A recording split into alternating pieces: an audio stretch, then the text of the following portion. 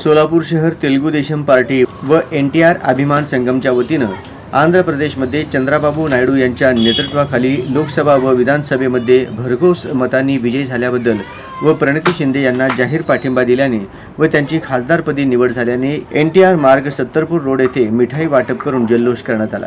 तसेच आंध्र प्रदेशचे मुख्यमंत्री चंद्राबाबू नायडू यांच्या शपथविधी सोहळ्यासाठी अमरावती येथे हजर राहण्यासाठी सोलापूरचे TDPचे पदाधिकारी व कार्यकर्ते जाणार असल्याचे शहर अध्यक्ष तिप्पण्णा गणेरी यांनी सांगितले।